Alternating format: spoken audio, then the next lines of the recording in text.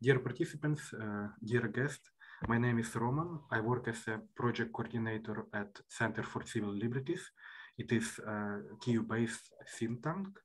And in a framework of joint CCL and Abaroli project, American Bar Association of Lawyers, Rule of Law project, we conduct a joint activity in Ukraine, promoting internet freedom in Ukraine. It is a series of various activities which include educational one, namely our today's webinars is one of a series of webinars about media law, ICT law, IP law, and other relevant topics. This webinar is possible because my organization, because Center for Civil Liberties, hosts a free educational platform with the name Kyiv School of Human Rights and Democracy. Within the school, we organize various activities which include not only lectures and curricular seminars, but also film screenings, human rights games, roundtable discussions. And this school is a great opportunity for citizens to get basic human rights training and to engage in volunteering and human right activism. Today, our speaker, Mr. Eyup, will speak about the most relevant legislation changes in cybersecurity legislation in European Union. This topic is relevant for Ukraine because Ukrainian government and Ukrainian people declare their interest in to become an EU member. And by this webinar, we will hear Eyup perspective on the latest European Union cybersecurity legislation, namely the NIS 1 and the draft law of NIS 2 directive. And to speak more about our speaker, I will present him a little bit more. Eyup is a graduate of Istanbul University. After finishing his bachelor, he continued master studies in London School of Economics and Political Science. He is also a lawyer admitted to Istanbul Bar Association.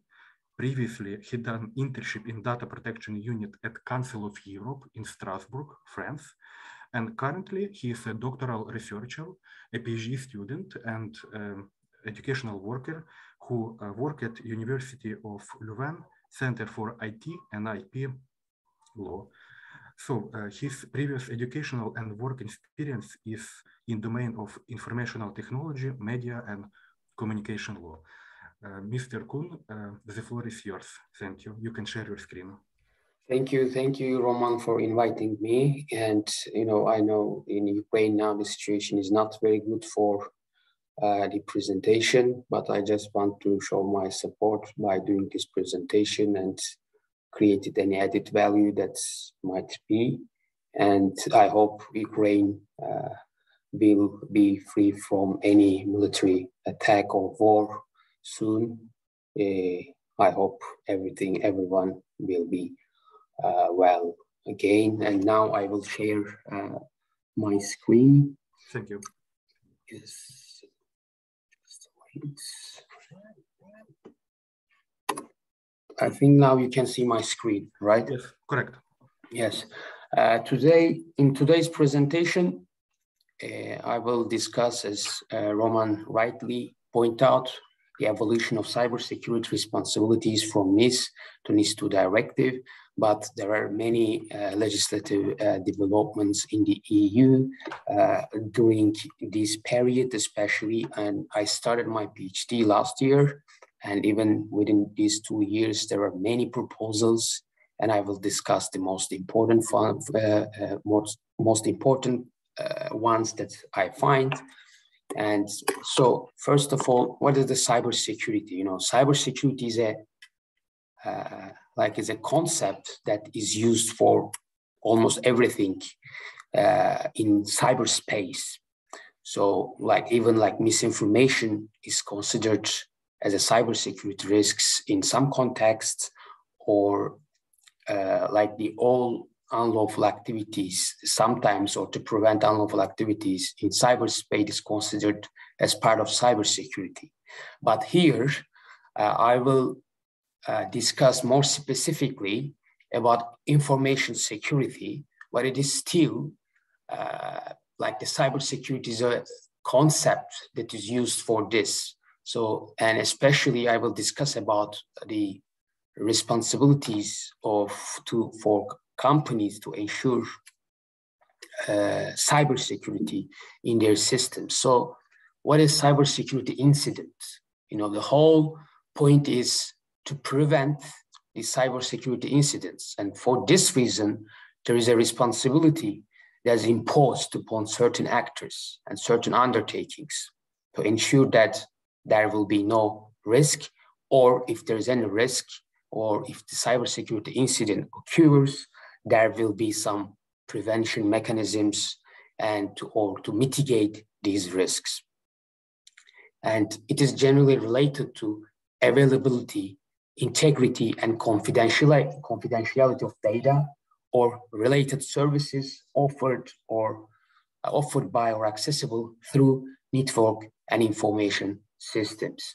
These, we call in information security discipline, we call it like CIA principles like confidentiality, integrity, and availability, and the law itself try to ensure that these three information security concepts are respected during their the company's activities. So why we should prevent cybersecurity risks, or why there should be some additional obligation imposed upon undertakings or commercial companies to ensure the cybersecurity? Because if the risk is related to their own activities, why we should impose these obligations upon them? Because if they are harm by these cybersecurity incidents, as a rational man or like a company, they will protect. But the issue is there's other harms that stems from cybersecurity incidents. For instance, if there is a personal data breach, the data subjects, like the e-commerce platform is subject to a cybersecurity attack, then there will be some personal data leaks or credit card information. So this is the harm that is incurred by other people rather than a company. But of course, the data subjects can try to get compensation for their harms, but the harms are considered as very little and very diverse, and it is very hard to prove the harm.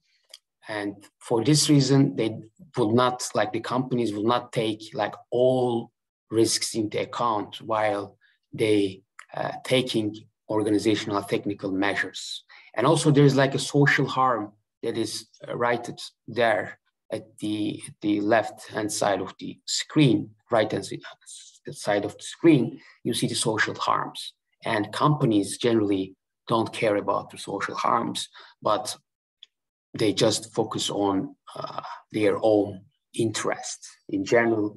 And that's why there is a need for regulatory intervention.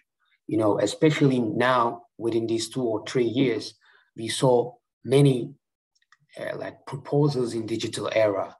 And we, especially in the EU, if there is a problem, we should solve with regulation, but it is not the case all the time. Market can correct some failures. If market correct the failures, there will be no need for regulatory intervention. But in these kind of cases that I explained before, there should be some regulatory intervention. And because as long as there is no reason for companies to internalize the risks that is posed to others, they will not internalize these risks, and they will not take measures. And it is not the only person that I'm talking about these issues. There is a huge literature about underinvestment problem in cybersecurity, And to tackle this underinvestment problem, we have the EU's response, Network and Information Security Directive. And this was the context that I established for my future presentation. So what is the subject matter and scope of the NIS Directive? As this Network and Information Security Directive subject matter is like to ensure, like an objective, ensure like the continuity of the essential services in the EU, and to ensure the internal market works well, and to ensure and to increase the trust in information security systems and the services that is provided in the EU. For this reason, there are four main pillars. The first one is adopting nation strategy on network and information security. That is the responsibility of member states. It is not a responsibility for like companies. The second one is creating a cooperation group. So the aim for this to ensure the like appropriate interpretation of Information Security Directive, and also provides like best practices just implement the NIS Directive in a uniform way. The third one is creating a computer security incident response teams network, and also it is related to member states, but not directly to organizations, because cybersecurity, even there are some responsibilities imposed upon operators of essential service providers and digital service providers. Cybersecurity is considered like a public good, like there is a collective interest to ensure cybersecurity.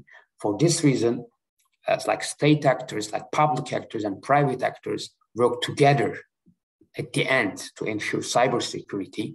And these computer security incident response teams, play this role, and they help companies to deter the attacks, or to ensure network and security systems are protected in a good way.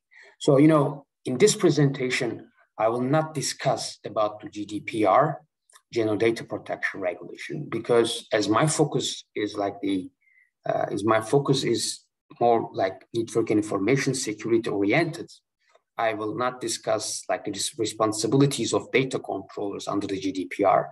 And certainly the personal data is protected highly in Europe, and we see in the GDPR there are many requirements for cybersecurity as well. But my focus is here NIS Directive and information security issues directly.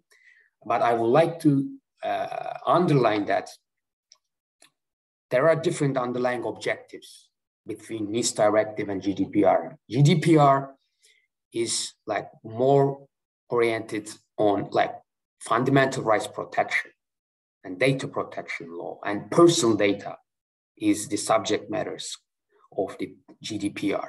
But for Network and Information Security Directive, it is more designed in a way that the critical and essential services in the EU should continue its services, even there is a cybersecurity attack. So you can see the different objectives here, but of course, at the end, they serve the same interest to ensure the security of the systems. So there's like also an overlapping scope, like the personal data, because the NIS Directive is ensured in network and information systems. And when you look at the definition of the network and information systems, there is a reference to digital data, which for sure consists of personal data. For instance, there is a problem of overlapping scope, but also I will not discuss this issue in my presentation in an extended way. Thirdly, even like the cybersecurity and data protection law serves like the similar objectives at the end. There is no clear reconciliation between these two, like at the end, different interests. What I mean, like for cybersecurity and to ensure the network and information security of the systems, we have to, sometimes companies have to process personal data. And when they process personal data for the sake of security of others' personal data, they have to respect GDPR in that sense. And in the Network and Information Security Directive, there is no legal guidance at all how we should process personal data for the sake of cybersecurity. They just refer to GDPR, but it's all up to discussions in the literature. And these are the topics that I discuss in my PhD, but for this presentation, it is beyond the scope. And what are these requirements imposed upon operators of essential services and digital service providers? I didn't discuss it too much, what is the scope of operators of essential services, but you can think like the general critical infrastructures like energy sector, transportation sector, or financial sector. And for digital service providers, they provided 3 different digital service providers. The first one is online marketplaces. The second one is a search engine. And the third one is cloud service providers. And these are mainly responsible to ensure cybersecurity in their operations. So these are just, even it is like horizontal, there are many sectors. The sectors are limited to the service that is important for the society as a whole.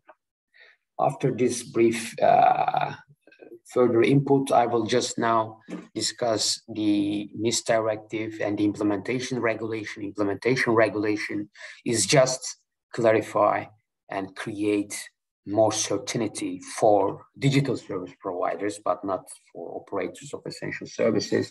But of course, this regulation shows like the best standards, so operators of essential services can have a look at this as well, of course. So, when you look at this, maybe you can be disappointed because there is these are also considered as an example under the Network and Information Security Directive. And these are not not the certain behaviors that law imposes directly. These are considered as like risk management obligations. There is a risk to network and information security systems. And as a company, as an organization, you have to take these like security of systems, incident handling, business continuity management, monitoring, auditing, and testing into account while you design your own system. That's the issue in general, of course, you have to ensure the security, and what is the meaning of like what law expects from the companies is not like very, very strictly stipulated, but they just refer to international standards of ICO standards, for instance. And there are many, like administrative and technical measures that they foresee. Then like the company should follow these rules to ensure that there is no human error, malicious actions, or they should ensure the security of supply chain, or they should provide some access control system so not everyone can access to data and their services to prevent these attacks. And cyber attacks are all the time evolving, and the responses are also evolving.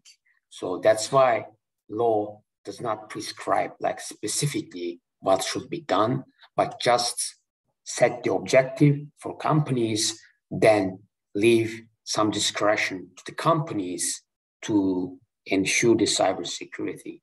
The second requirement is notification requirement. So this is, if there is any cybersecurity incidents having an important impact on providing these services, they have to inform like competent authorities at the member states. And then like the member states or like these incident response team can have a response to this, and and if they can inform public, but there are many limitations about informing public, like trade secrets, commercial interest, not just trade secret, but like commercial interests, of the company, because it creates it causes like a reputational harm for the companies. But of course, if there's a personal data breach, also it is provided under GDPR. There's other requirements for companies to disclose these personal data breaches to data protection authorities in their member states. And these are the criteria for incident having a significant impact.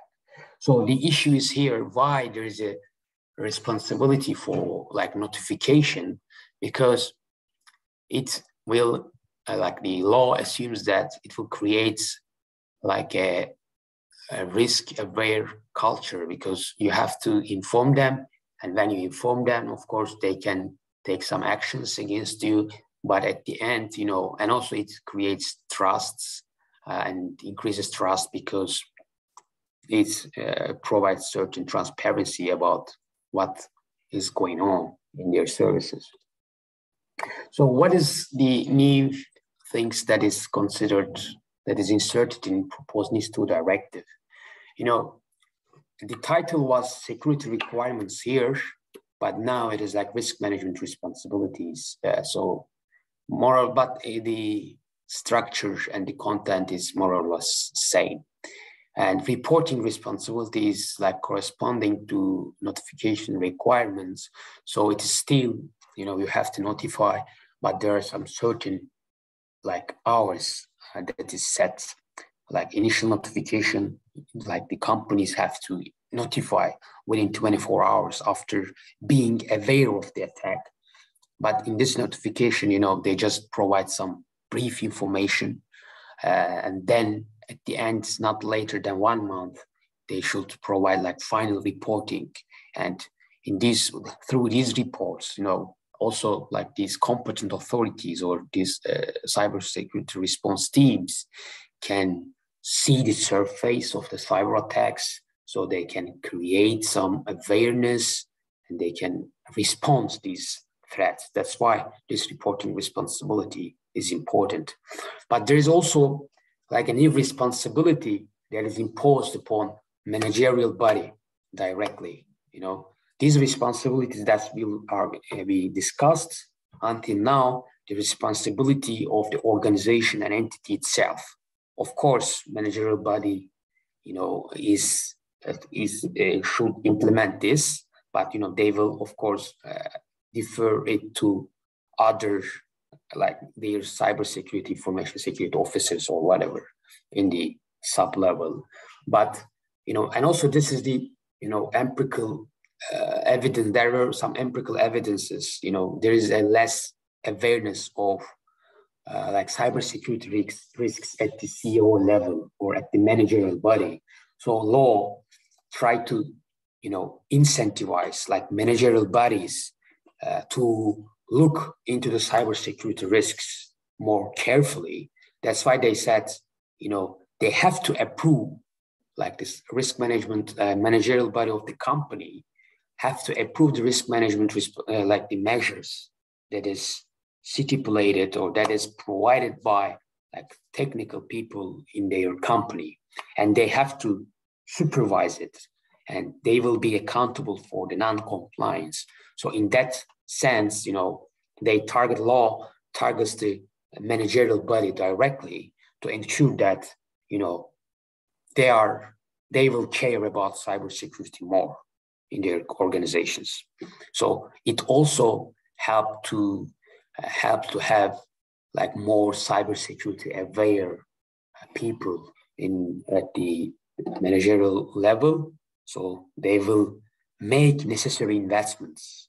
I made in the first presentation a reference to the underinvestment problem in cybersecurity law. So the law imposes direct responsibility on managerial body, so they will do investments in cybersecurity systems.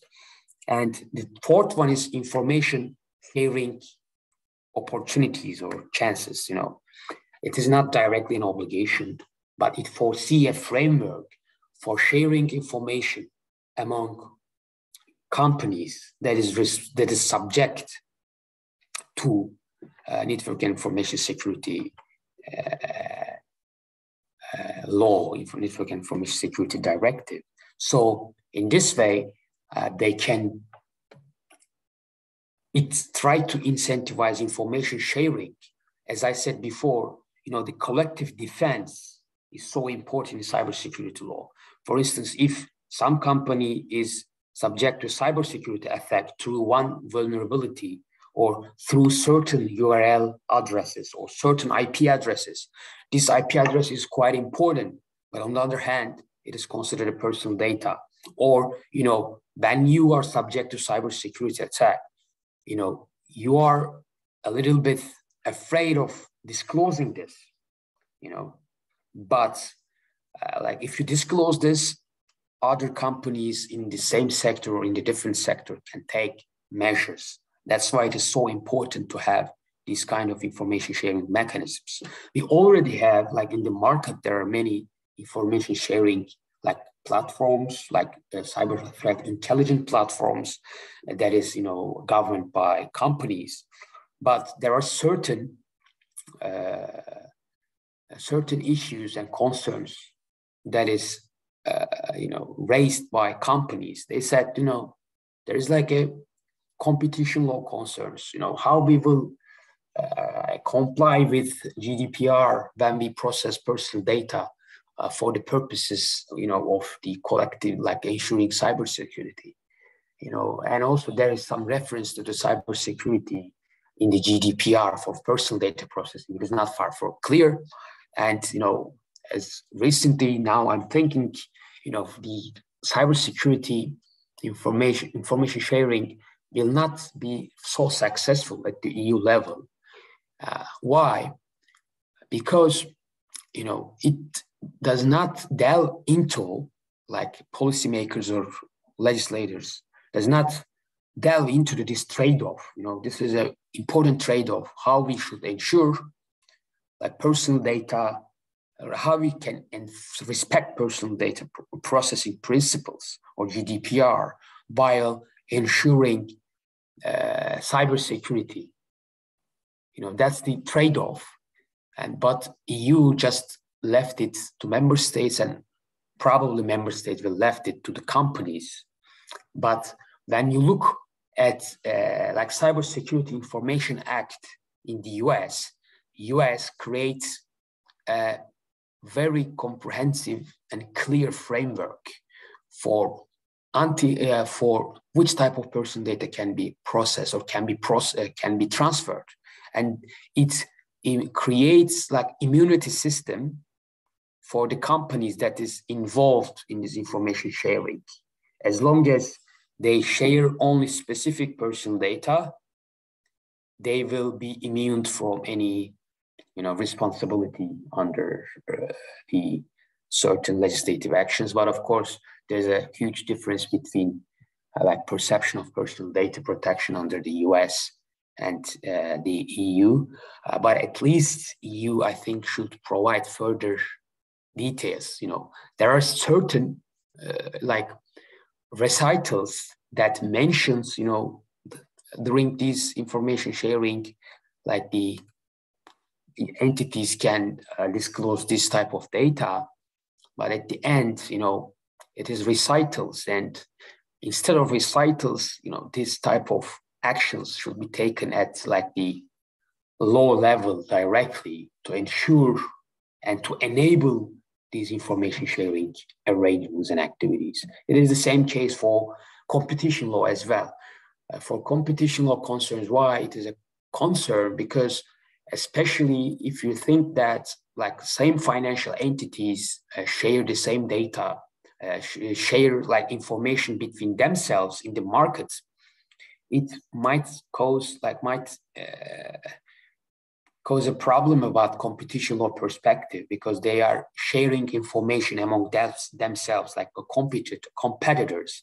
But of course, as this information is not directly related to price or like businessly sensitive information, it will not create so much risks. But again, in Cybersecurity Information Act at the US provides further guidance by competition authority, FTC, Federal Trade Commission in the US, and they said that they provide like analytical framework. If we, share this kind of information, there will be no problem at all about from antitrust and competition law perspective. And there is some like reference to the certification and international standards. As I mentioned earlier, these are technical and organization measures and all the time subject to changes. So that's why they want to use other mechanisms like standardization, like the technical people can decide on what is the best practices, then the other people can follow this. And for certification mechanisms also, it's try to, like incentivize market products, to get some certification, and then you can ensure that, some principles are observed. And so it is easy to facilitate the compliance mechanisms. So I will not discuss so much about this because I really specifically talk about this issue. So now I will briefly talk about what is the issue. There is also like what is the issue for financial sector, because there's around the same time, EU Commission also proposed Digital Operation Resilience Act in the EU, and now it is subject to trial negotiations as like NIS Directive. And why financial sector needs like sector specific regulation at this point? Because as maybe we know, financial regulation, financial sectors, heavily regulated area, and the risk that is posed is very, very serious, as we saw it in 2008 financial crisis. It can create devastating effects upon people's life.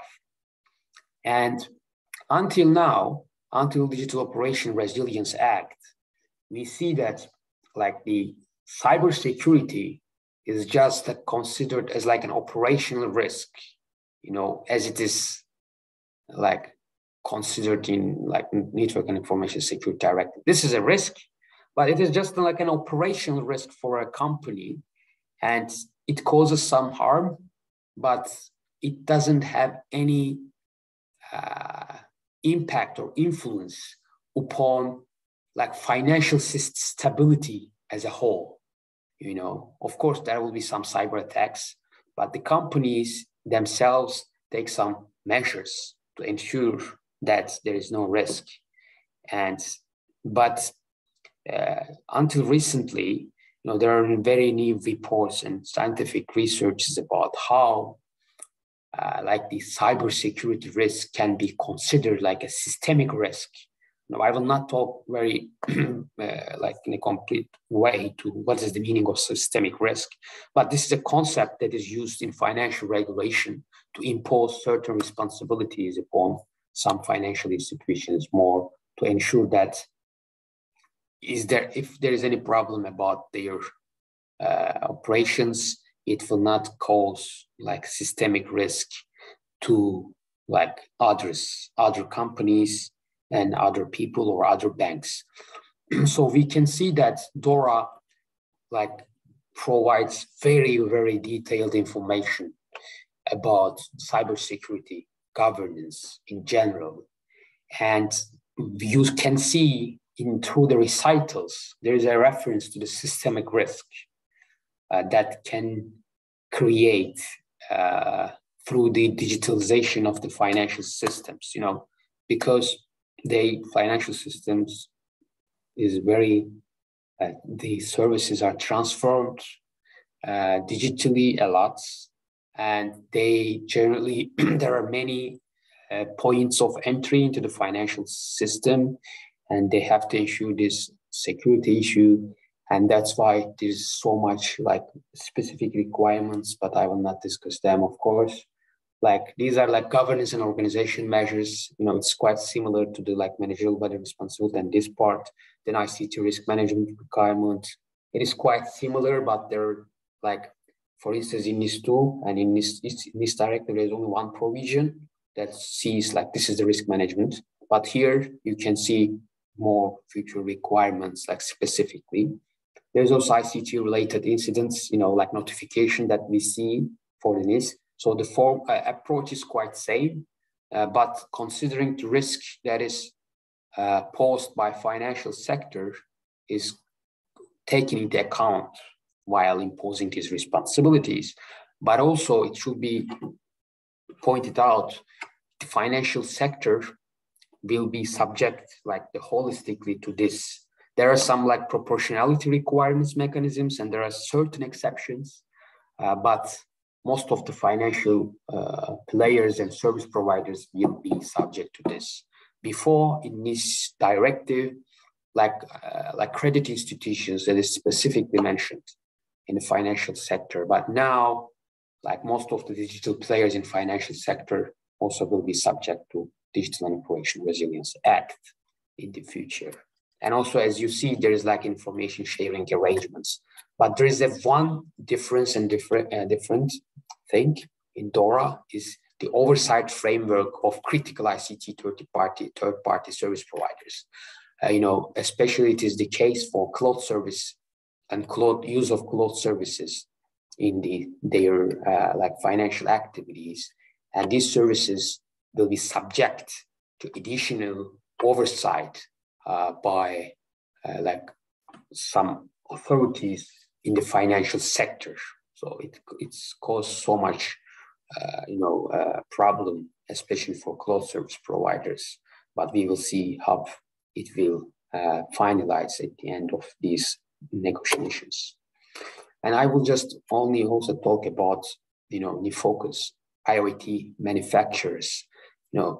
They generally, as we see, cybersecurity or personal data in general, just target the last part of the data cycle. You are the responsible. If you are an organization that is subject to cybersecurity attack, you are responsible for ensuring cybersecurity. But here we can see that because of the increased use of Internet of Things, like smart watches and whatever it comes to your mind, these are also causes cybersecurity risks because they can create surface for cybersecurity incidents, and it can causes certain even physical harms. And for this reason, there is a Radio Equipment Directive, which is a single market instrument that ensure the safety and security of radio equipments in the EU. And there is a specific authority that's given to EU Commission about imposing responsibility on personal data and network security and fraud prevention. And EU Commission recently used this provision to impose certain responsibilities on Internet of Things manufacturers. What is the importance of this? It fills the gap regarding by design responsibilities in the life cycle of data processing activities. What I mean by this, as I said, under the GDPR, for instance, data controls are only responsible for this, and manufacturers are not all the time data controllers under the GDPR, so they are not responsible for by design responsibilities. But now, manufacturers are subject to data protection by design responsibilities, and that's, I think, will be a huge impact in the future for by design. We will have more products that have security by design features in the end. And what is the conclusion that I can make here? There is a huge, as you see, these documents, these proposals are just released within these 2 years. And the last one is already implemented and will take into force after 2 years.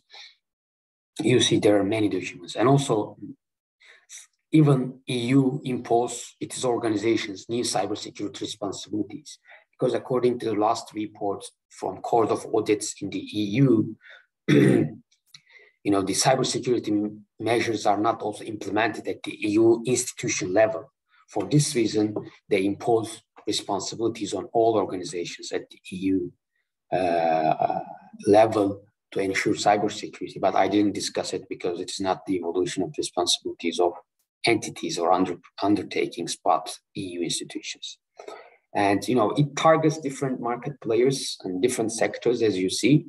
But at the end, it wants to ensure that there is a cyber secure environment in the EU.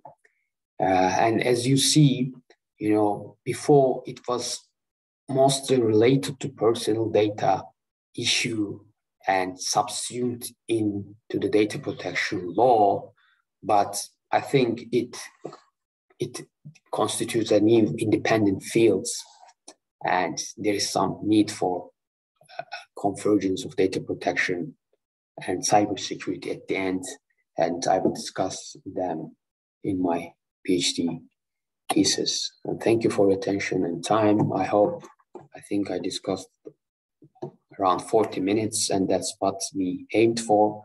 So, dear Eyup, thank you for your input on the subject. I would like to comment on some part of your presentation. I really like when you speak about systemic risk issue that it's currently discussed and bring into organizations that work on the market, because from perspective of Ukraine, we clearly see how cyber war between Ukraine and Russia, or how cyber attack between China and US can disrupt economic activities, can suppress people,